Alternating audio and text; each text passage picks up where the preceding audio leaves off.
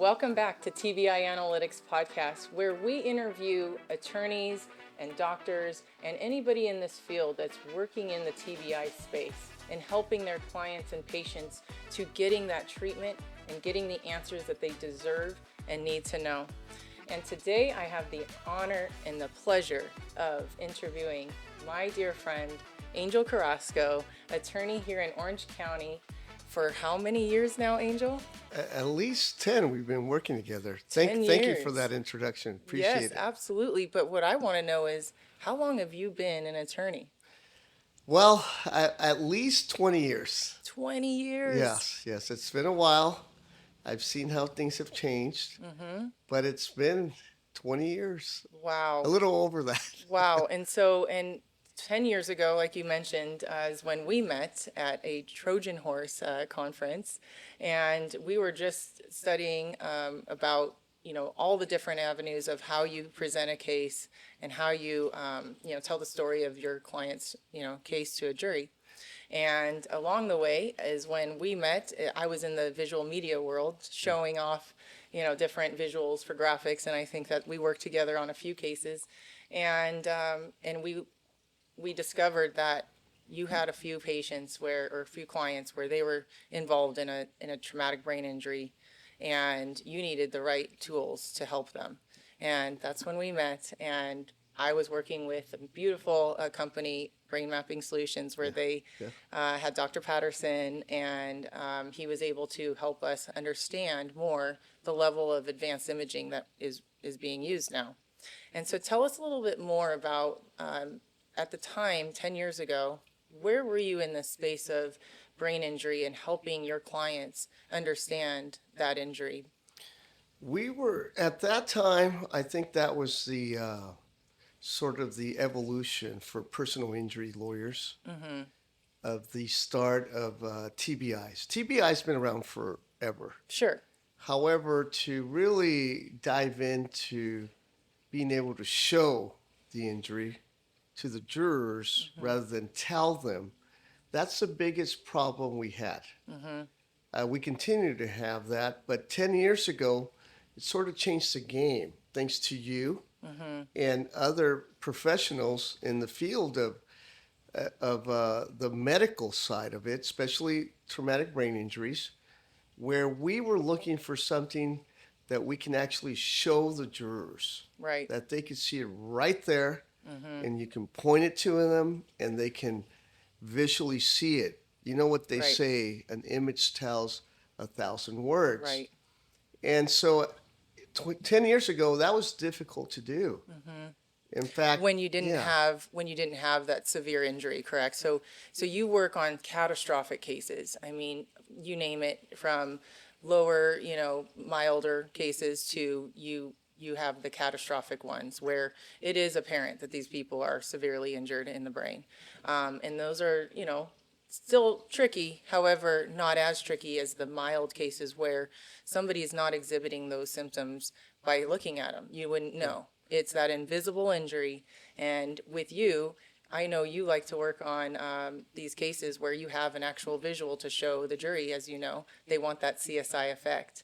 And if you don't have that CSI effect, how do you show the jury what's going on with your client? And so you came to that crossroads, right? And so when I met you is when I had discovered this type of imaging, this cutting edge, coming up from research.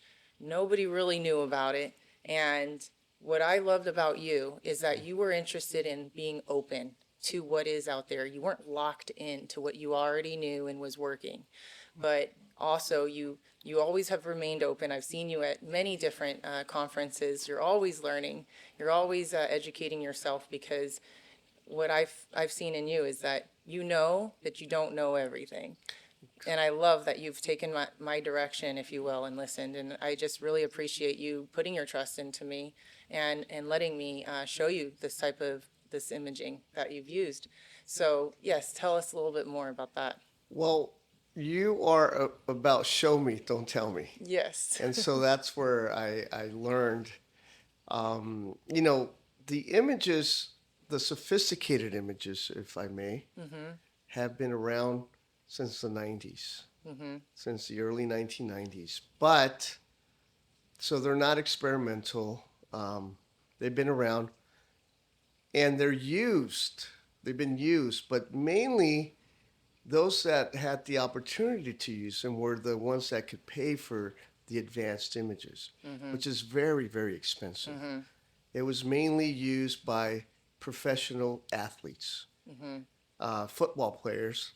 So the technology has been around for a very long time, but we've been using it or started using it more 10 years ago because finally we can work with professionals like yourself that can bring this to our platform and attention and help us better present a case by being able to show the jurors the images on these type of cases, specifically the mild traumatic brain injuries. Those are the hardest Yeah. because if you see the person, they look perfectly normal from the outside. And so, how do we see inside?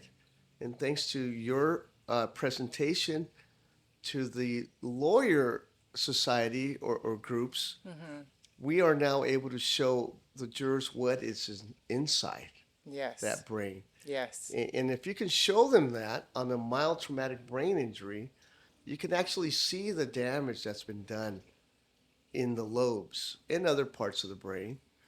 And you correlate that with the medical side of neuropsychology, with the family, with with people at work that they knew this person. So you try to correlate who this person was before, who are they now. So the after, you can do it through family members, obviously, Right. through the medical professionals, and through workers or anyone that knew this person. And so that's what you have brought to the table. Now, with these advanced images, we may not need the family, because their bias sometimes is what the defense is telling us. So let's show them something that when you see it, it stays the same, it doesn't lie, and it will tell you the truth as to what you're seeing. And it's going to remain that image. It's going to remain like that for forever. Right. If you go 20 years later and look at that image, it's going to stay the same. Right. That's what we lawyers call objective evidence. Evidence that doesn't lie. It's there. Right. The defense tries to interpret that a little different and try to say this is experimental, even though it's been around since 1993. They say, this doesn't really tell you much. Everybody has those images. That's not true because every image is different. And so it's definitely changed the game on mild traumatic brain injury, Yes. for sure. Absolutely. And to be able to compare these findings to that of normal, right? So it's one thing to have that image to show there is injury there. But what does that necessarily mean unless you're actually comparing it to other normative databases that have normal type findings, right? So it makes it a lot easier or more bulletproof, if you will, to go into trial knowing that this type of imaging is being quantitative, it is being quality controlled, it is FDA cleared, so that we have those types of buzzwords around it that actually do mean something. And of course, there are many out there because of it being, I know it's only in the last 20, 30 years, but in the last 10 is really when it's entered into this arena. And even then, I would say now that we've been doing this for about 10 years now, the people are still hesitant to use this type of imaging in court because of that defense tactic that they have out there. And so I commend you for, even though there is that, speculation out there of that and that hesitancy to do it, you still take that risk. You still go above and beyond for your clients. I've seen that on every case you've ever worked with me on. It's you become so passionate about making sure that these clients are getting every resource and tool that will help them, solidify their damages as well as, helps tell their story. And so that other people can identify and resonate. And so thank you for taking that time, being passionate like you are, and not just seeing it as, oh, they've got, a brain injury. It's not, it's something, we have something there, but just depending on it being, even when it's a liability that has been stipulated and they're good. I know a lot of attorneys will, just take that policy and be done with it. Whereas you are saying, no, I want more than that policy. It's not enough for this client because the damages are there and they deserve to get that, because of what's happened. So I commend you for that. Thank you. Yeah, Thank you. so Appreciate that. tell me more on how do you feel, if you were to tell and advise other people out there in your shoes, when they have a client in this type of situation, to take that step, to take that extra step and know that there are defenses out there for your side to be able to get this in. Here's the defense. It's the same defense for every case. They first say, it's not my fault, meaning I didn't cause the accident. Right. Once you're able to prove that, then they say, it's your fault, plaintiff. You were not, you should have had your chair differently when you were driving. You had the chair too close to the steering wheel. So it's your fault that you caused this. And then once they admit it's their fault, and it's not the plaintiff's fault, then they say, you know what? It is our fault, but your injury, it's no big deal. No big deal at all. You look fine. So, yeah, you look fine. Yeah. You're able to go to work. Exactly. And so the defense is always going to be the same. So where the fight is on the mild TBI is it's no big deal. You're fine. You look fine. You'll get better. You'll get better. And so where do they attack you, right? Because to prove a TBI, it's a group. It's like a puzzle. Yes. And you need different doctors. You need a neurologist. Yes. It's You need a whole team. neuropsychologist, neuroradiologist. You probably need a physiatrist. You need a life care planner. So you get all these doctors, about 5 of them, and then you start looking at the objective evidence. And the fight becomes about it's no big deal. You're not injured as bad. Right. So what do they say? Typically, this is what they're going to say. There's a CAT scan that you got at the hospital, and it's negative. Yeah, you're right, it is. Guess what? CAT scans don't show microhemorrhages, which is mild TBI. They just don't do that. Yeah, they're not measuring the right area of the brain. Not only that, but CAT scans are designed in the emergency to give you a quick result, life-threatening injury. Life or death. Do we need to take this patient and fly him out and do brain injury? Yeah, surgery on them. On Yeah. the specific hospital. I'll tell you an example. I have him representing a kid right now. Unfortunately, he did not make it. It was a case, he tackled someone, dropped, and he got a severe traumatic brain injury. Fighting for his life at one hospital, and they had to fly him. They did a CAT scan. He had severe hemorrhages, big hemorrhages inside of the brain. So they had to fly him out and do brain surgery. They caught that with the CAT scan within an hour, within actually 15 minutes. An MRI doesn't give you the results that fast, No. let alone these advanced images that take 10, 15 hours to put together. By the time you do a DTI or a functional MRI, the patient's not going to be around. Right. They're going to be Right. dead. Right. So in this case, when they did the CAT scan, inflammation of the brain, they had to screw the skull to alleviate the pressure, Yeah. and get him to the right doctors to perform brain injury right away. So CAT scans are very important, but they only show they don't show the microhemorrhages of what we call a mild traumatic brain injury. Very rare. They show huge hemorrhages Sure. or shifting of the brain or skull fractures.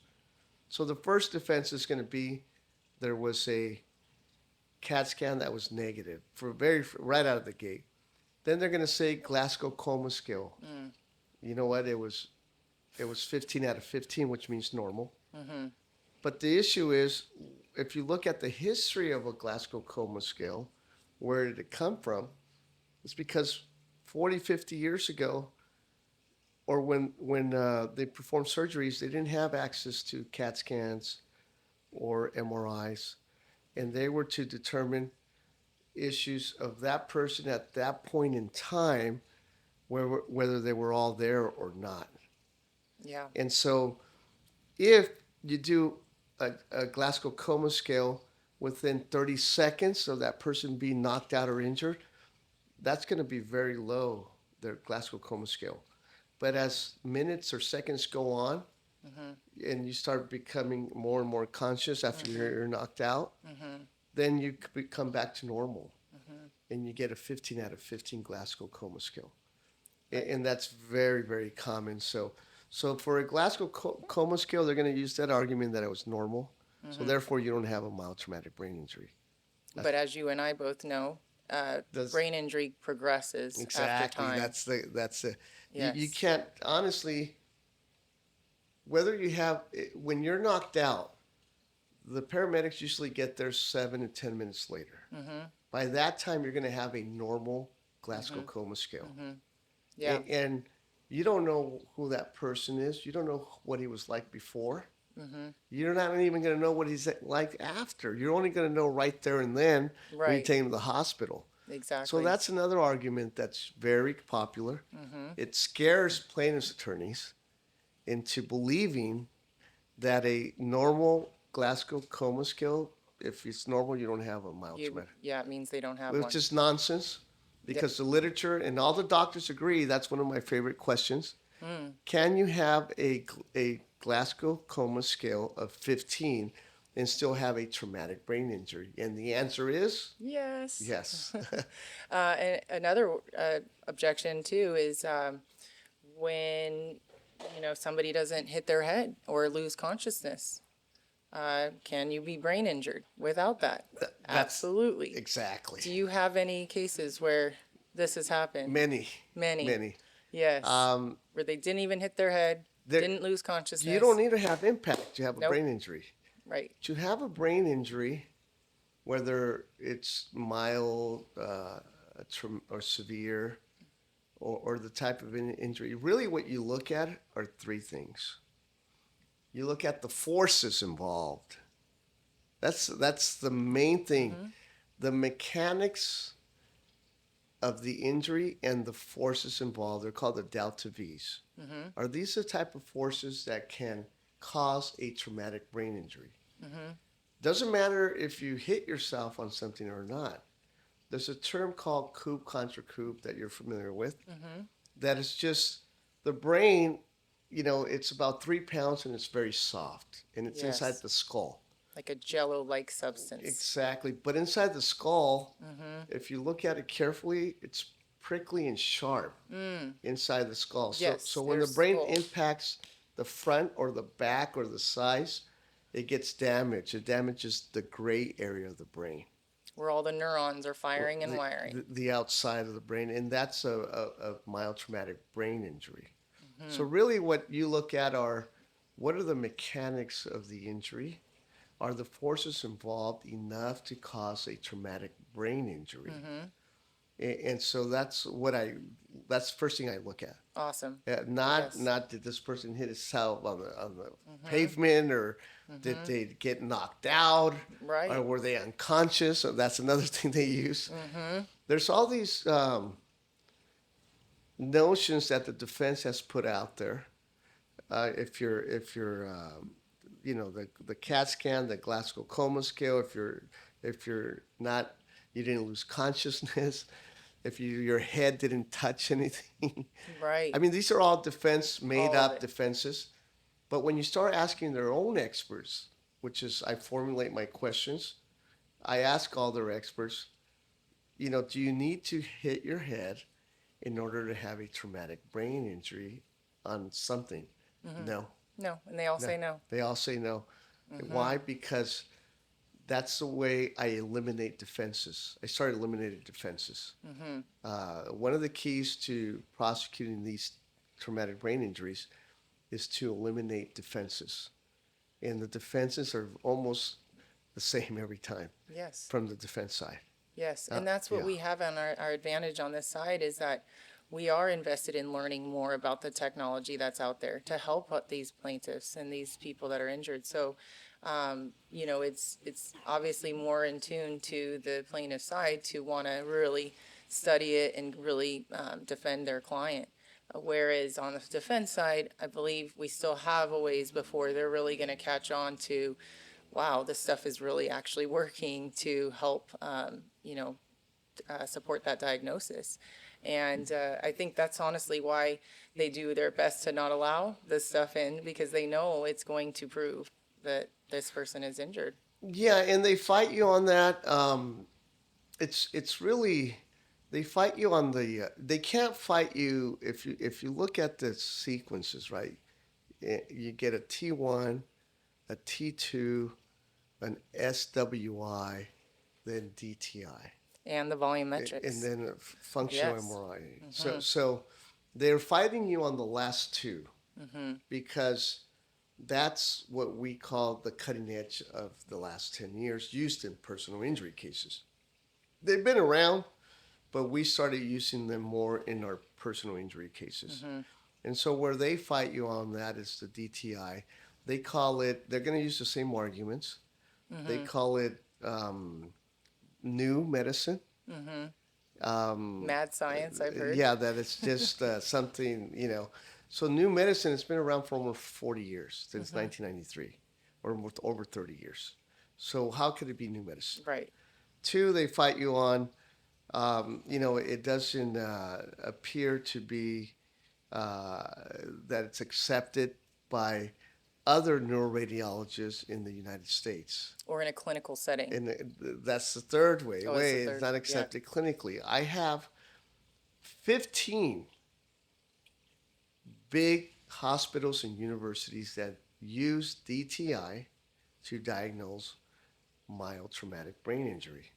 15, at Wow. least that I have. And Wow. these are That's the awesome. top: Cedar Sinai, UCLA, all the UCs here in Mm-hmm. California. Mm-hmm. I've deposed experts from the schools, and they use it all the time to diagnose DTI. Mm-hmm. TBI. They use DTI and functional MRI to diagnose TBI. And you're looking at the University of Chicago. You're looking at Hopkins.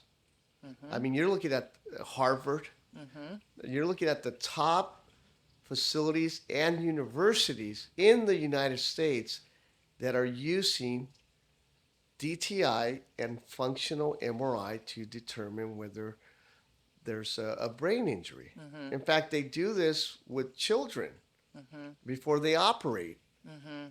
They use DTI and functional MRI to make sure they got it right. Right. Because why do they do that? Because it really, the more tools you have And to the more data yeah, supportive. Yeah. you got T1, T2 tell you a Mm-hmm. lot. Mm-hmm. Then you got SWI that tells you Shows the the bleeding. microbleeds. Then you got DTI to go further into the wiring of the brain. Axonal shin And, injury. and you see where the axons are damaged. Mm-hmm. Then you use functional MRI to see the functions of the brain that are not working Mm-hmm. properly. So why And the wouldn't you use that? volumetrics is the part that actually measures how it actually expanded or even has atrophy because of a brain injury. So that you got that sequence as well. So with that full differential diagnosis, now we have more arsenal to go in there, right? It's not just one little sequence we're using. It's not just DTI. Right. DTI is only validating the other sequences. Exactly. Yes. It only. Why would we not want to use more information to perform or to do a Yeah. brain surgery of a child, for Right, example? because it narrows in on the actual house of the map, right? Exactly. So all the highways is how we translate it, Right. right? There's so many highways. And if you want to measure that particular highway, we're able to do that through diffusion sensor imaging. Exactly. And show exactly what lobe of the brain it's actually injured And that's where now we can correlate and connect the dots on a neuropsych component, because now that lobe of the brain is injured. Oh, what do you know? They're having the symptoms of what that part of the brain controls. Exactly. And that's what I was talking about was from a medical perspective, how it's made a huge difference. So now we're using it in the personal injury side. It's accepted in the medical side by brain surgeons that do this all the time, but somehow, they're not accepting it here in the personal injury cases. And you're absolutely right. You tie in the lobes or where the injuries are, then you determine. Let's see these lobes or parts of the brain that show what the functions are, and then you compare that to what you call deficits. You say, okay, these are the types of deficits, whether it's memory loss, short-term memory, long-term memory, speed memory, uh, reading objects faster, just all these testings that are done by the neuropsychologists. And then they say, okay, this lobe right here, for example, let's say the temporal lobes, they determine balance, they determine dizziness, they determine vertigo, like when you get up. And so then when you do these testings, and you're saying, oh, shoot, you know what, they're having these problems, and this is why. This is why they're having these symptoms and these deficits.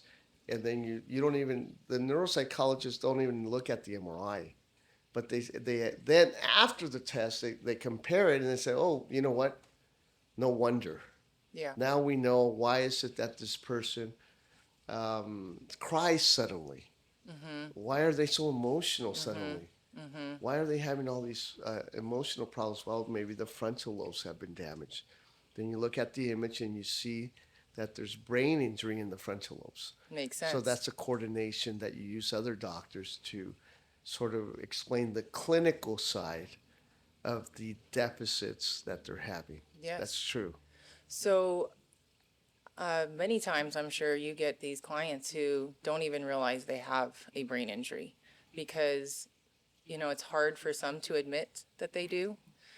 Some don't even realize that that's what they have because it's just different, but they don't know how to pinpoint why they're different. So how do you help these clients come to that conclusion? And what time of the case are you actually asking them, hey, how are you feeling? What symptoms are you having? That kind of thing. There's several ways we do it. One of them is we really get to know the client.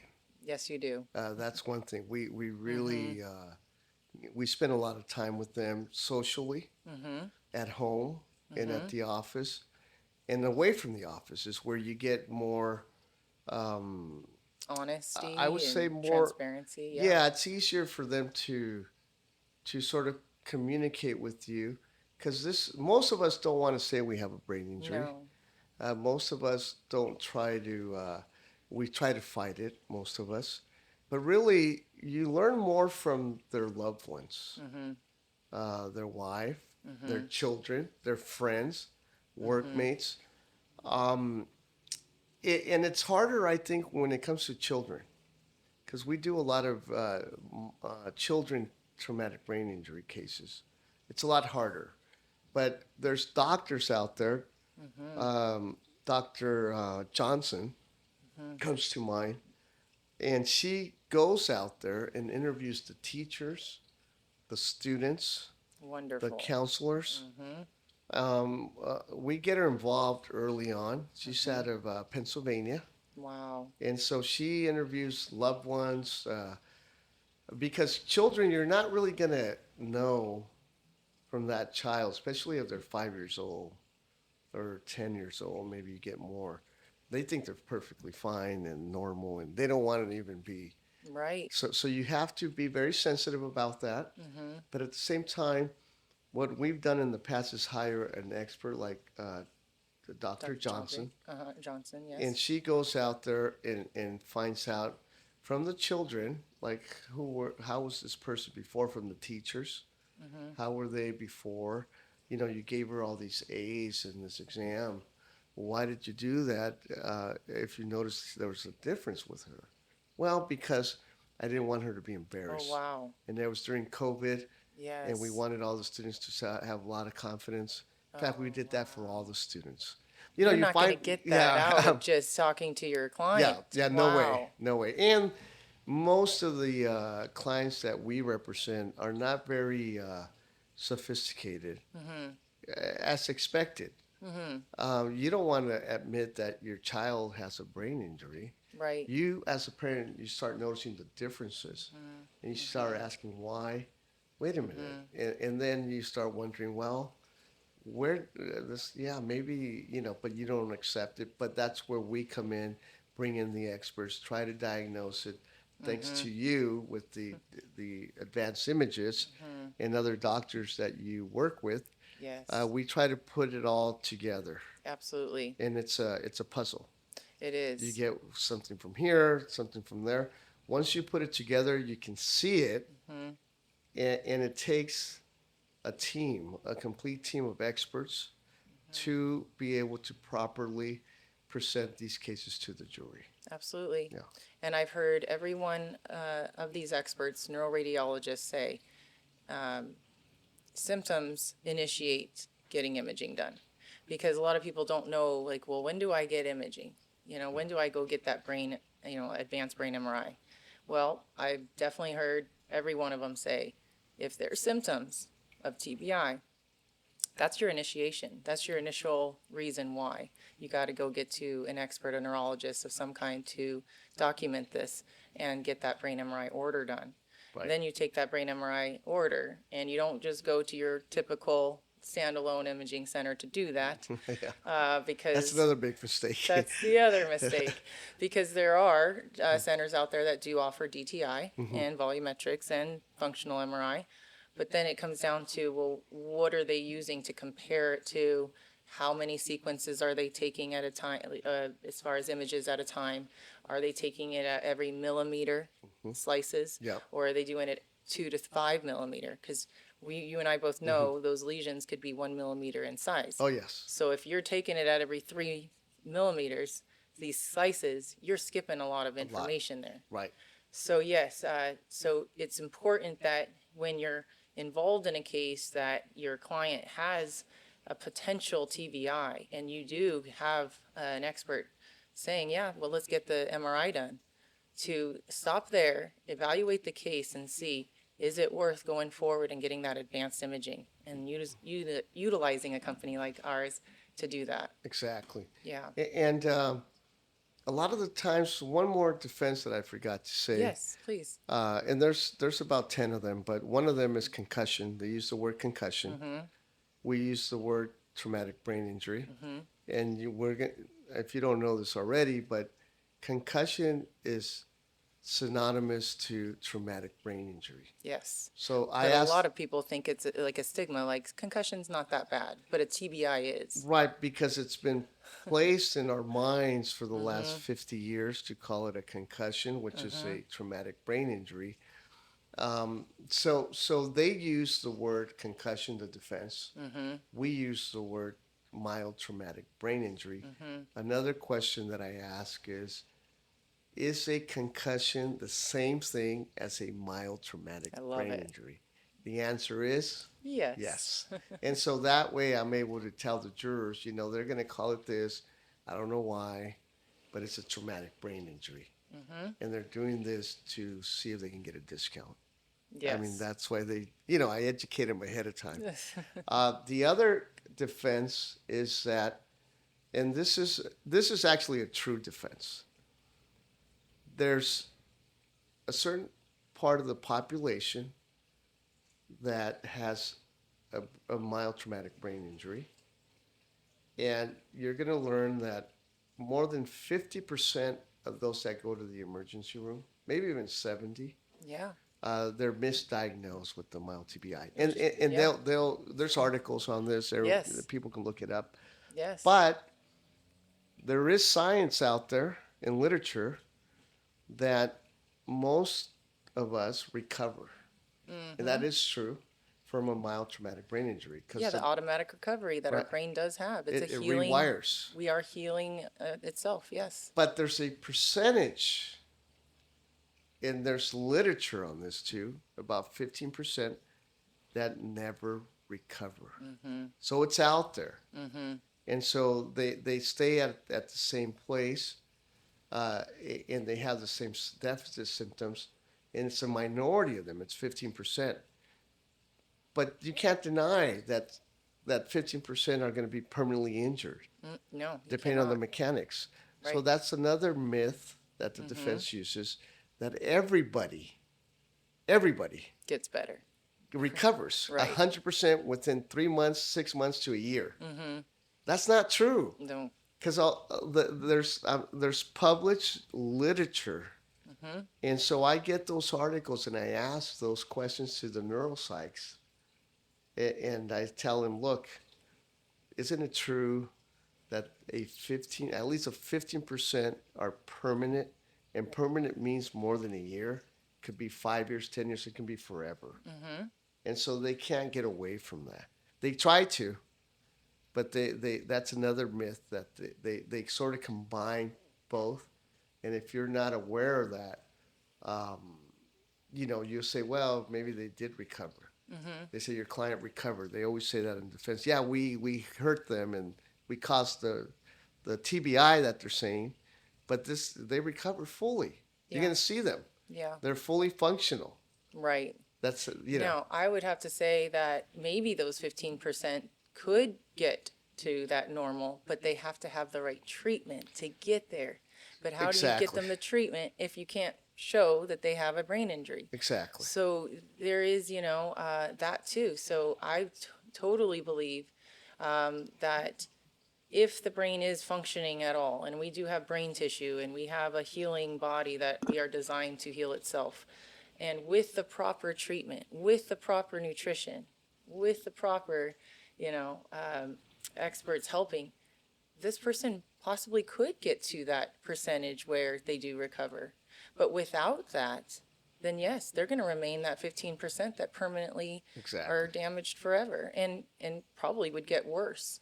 Yeah, and damage is not something that on these type of cases, mild traumatic brain injuries, it's not something that you see. Right. It's the way the injured person does things. They can do everything pretty much. They can function and do Mm-hmm. everything, but they do it differently. Mm-hmm. They do it slower. Mm-hmm. They do. They may ask more questions to make sure they get it. Mm-hmm. But when you start seeing the differences, is when you go up in higher levels of science or mathematics, Mm-hmm. then that's when you see the huge difference Mm-hmm. of why can't I get that. When they know they got it Yeah, before. they were really good at math Yes. or science, Yes. and now what's going on in my brain? Yes. So it's very subtle, a lot of that for mild traumatic brain injury. Mm-hmm. And that's where I'm saying you got to know the person, got Mm-hmm. to know who they were. You can look at scores, math scores, science scores, grades, stuff like that. So, Yes. so those are a lot of the parameters. By the way, the doctor's name is Brenda Johnson, Oh, okay. and I don't Great. know if you've heard of her, but she's a specialist in going out there That's and amazing. finding the who was this child before. Well, that brings me to another question. A lot of attorneys that I come in contact with are hesitant to use experts outside of the state because then defense can be like, "Oh, are you shopping for, the experts, as far as not why can't we just get that here?" So how Yeah, do you, well, argue that? I bring in the best team, Mm-hmm. the best team I can bring. Yes, and Uh, you there, have the right to do that. I bring in, Right. for example, Nadia Webb, right? She lives in Portugal, and she practices out of Oregon. Mm-hmm. It's yeah, Oregon. It, defense and plaintiffs, we all know she's the best in pediatric neuropsychology. She only takes about 5 cases a year, Wow. and her specialty is not doing this litigation. Her specialty is actually working with children. Mm. 99%. Wow. She does the 1% because she wants to and believes that she can make a difference in the case. It's of a amazing. child being brain injured.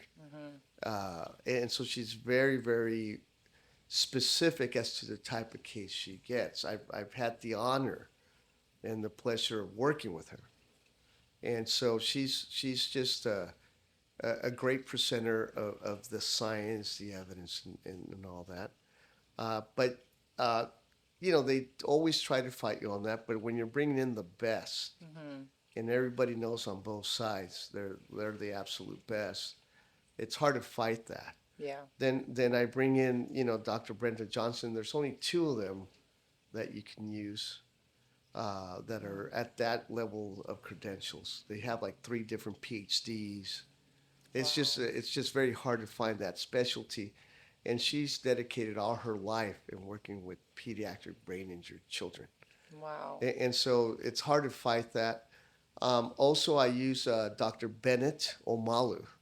He was in the movie Concussion. Will Hmm. Smith played him. Hmm. I don't know if you. Yes, I remember that So movie. Yes. he's a friend of mine.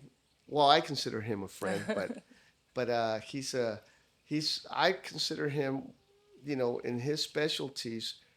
It's very, very, very hard to find somebody that has five different types of board certifications in the Wow. medical practice, not just in neurology, pathology, you name it. He has an MBA. That's the sixth one.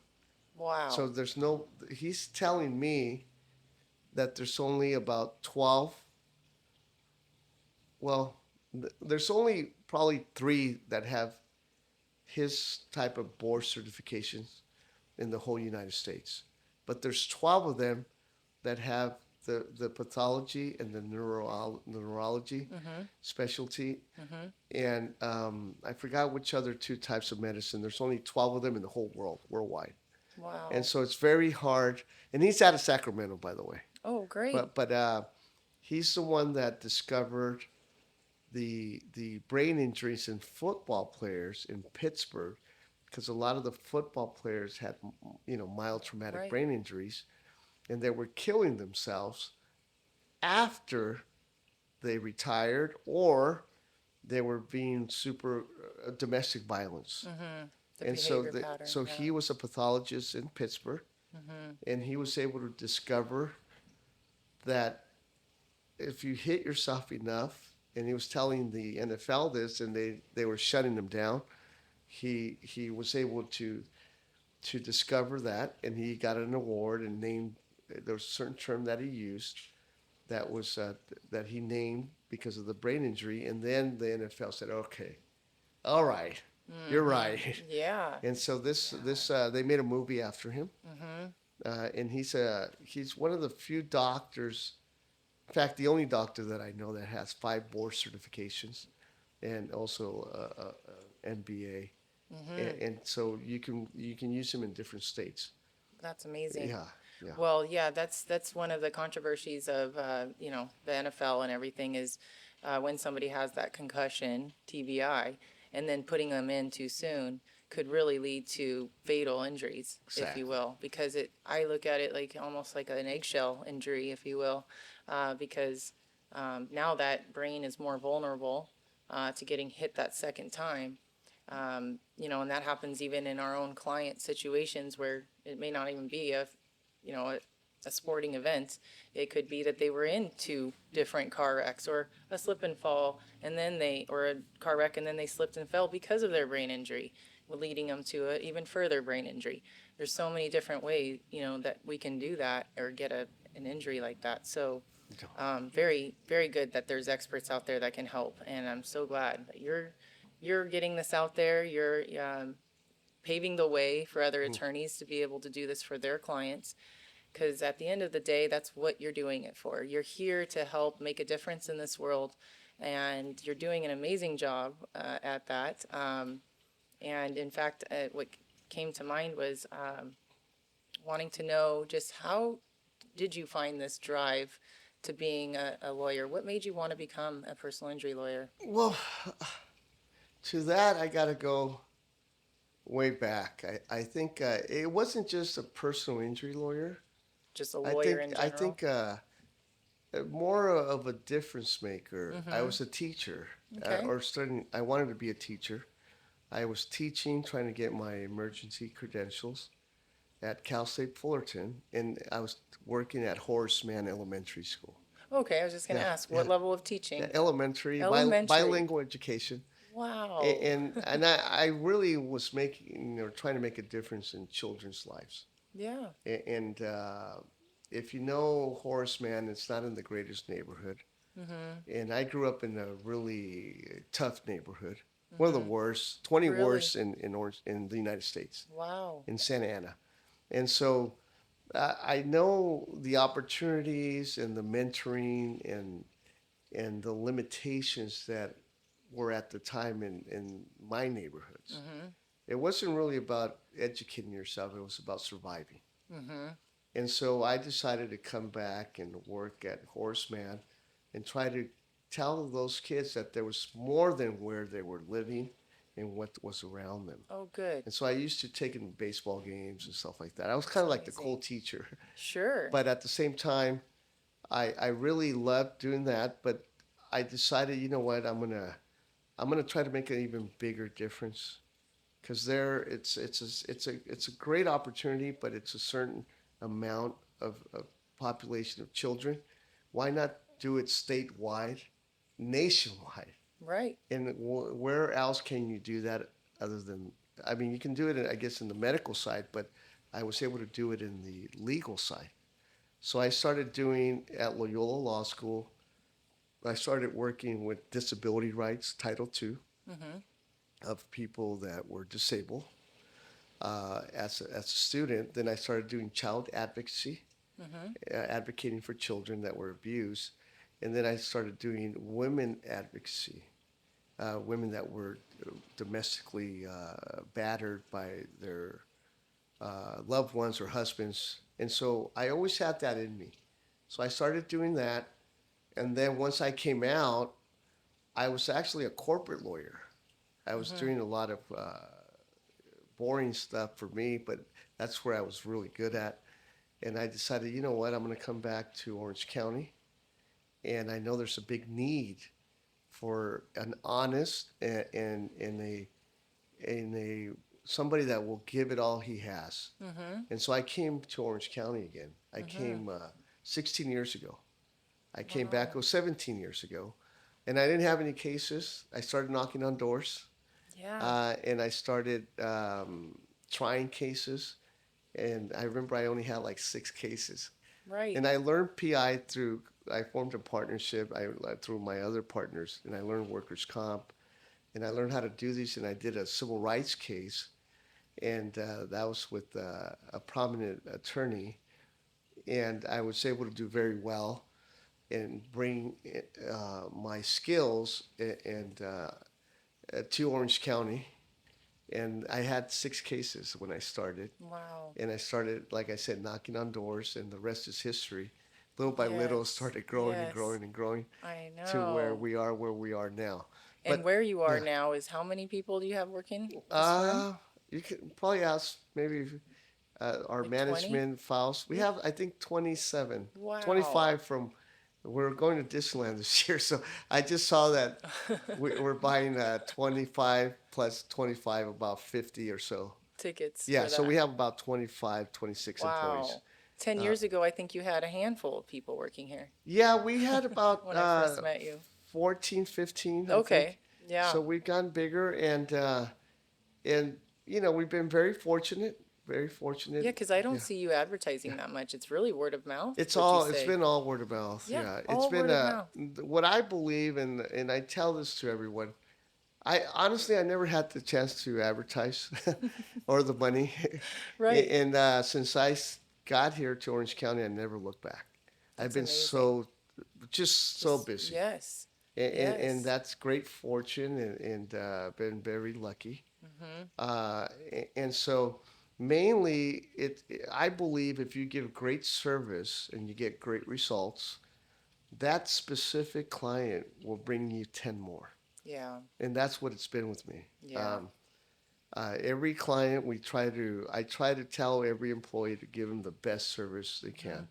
Think It's, about them yeah, as a family member, as your yes. loved ones.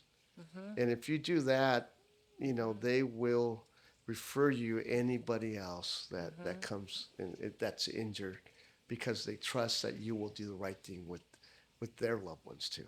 It's the Yeah, ripple effect in this exactly, world. It's the domino effect that happens when you put out good service. Good will come back. exactly. And you're doing the good work. You're doing Thank you. amazing. With a name Angel, I expect nothing less. But you have made such a difference in this world of these people. I've thoroughly enjoyed working with you on the cases that we have and getting them to those results that we have. Is there any case that stands out in your mind that we've worked on that you can talk about on how it's really helped that person?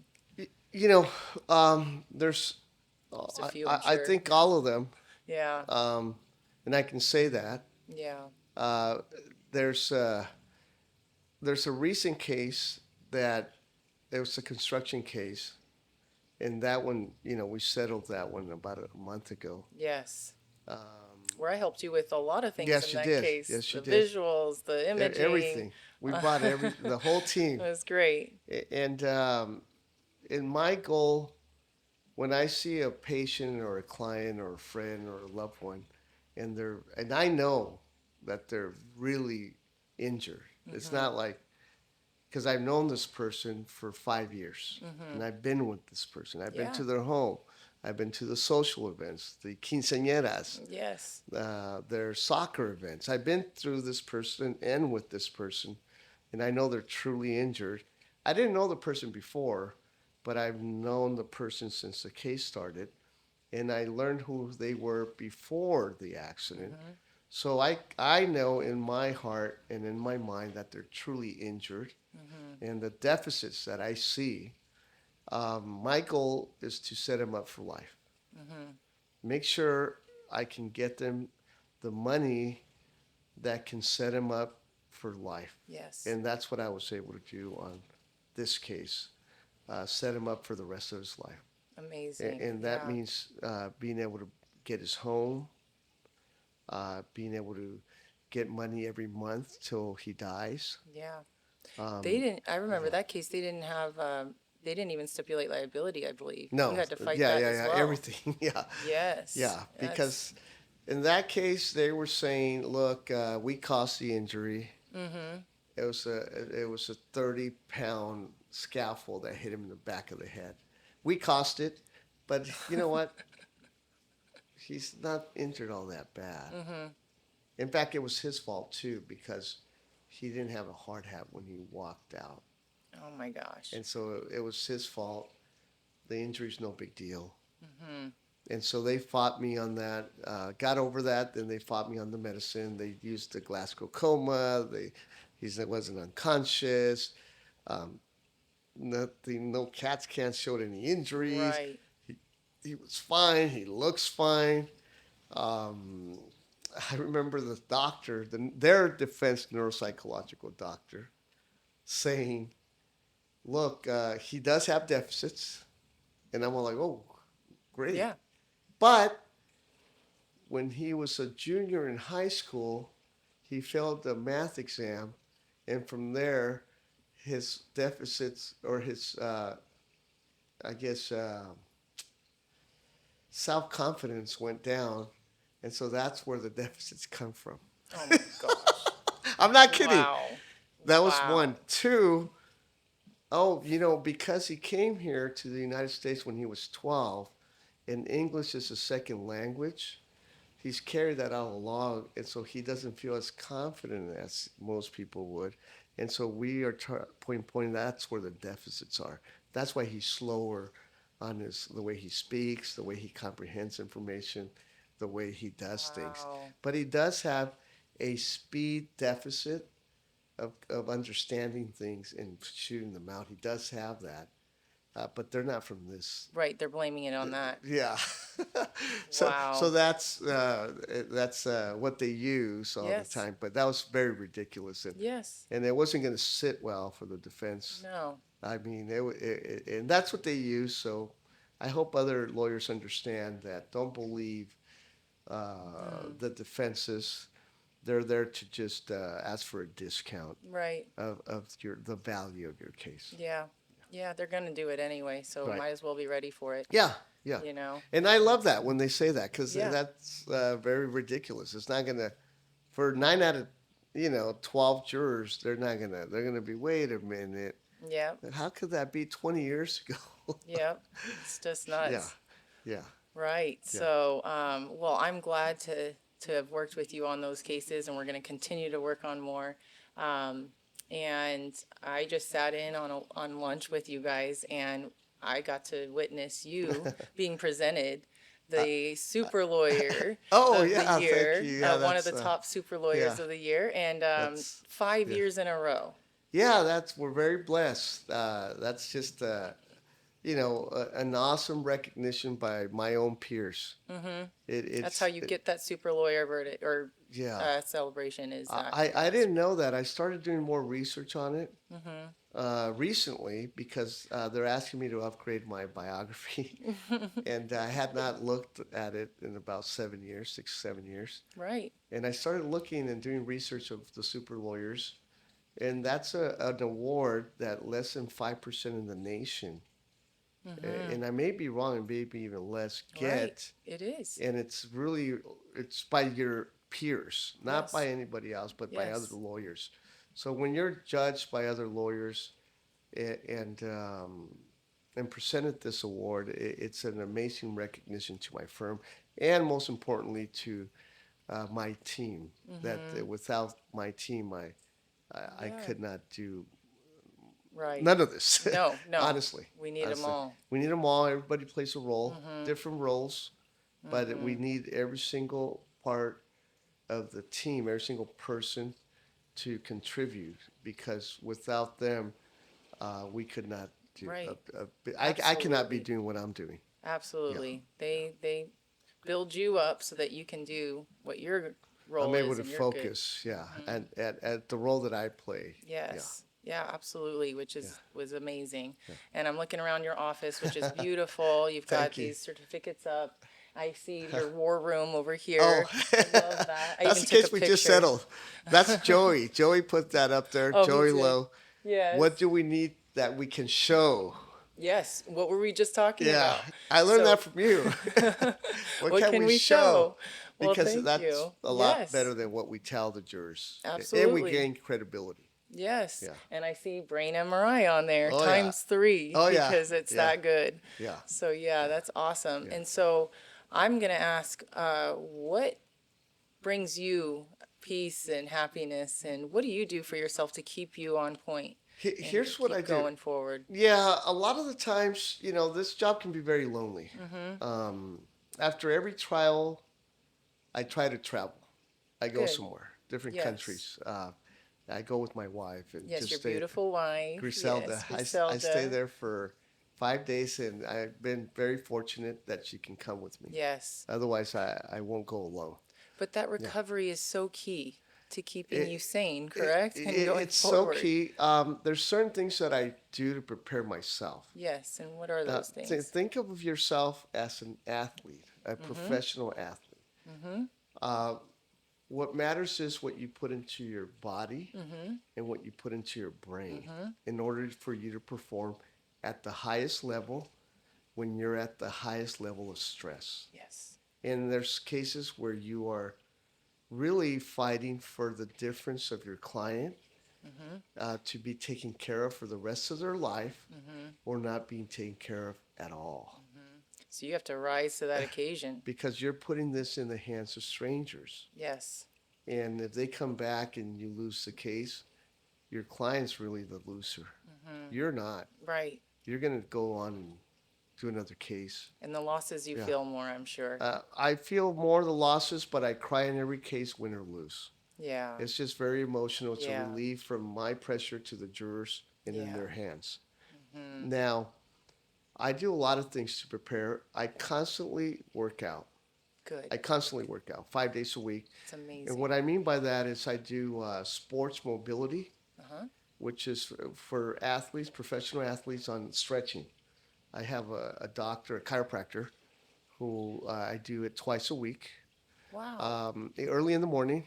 Yes. And then my workouts are 3 times a week. That's with a trainer Mm-hmm. that I work with him, and I do macro plate diets. So it's Mm-hmm. high protein, Mm-hmm. low carbs, depending on what I'm trying to do. Mm-hmm. And I do a lot of meditation in the morning.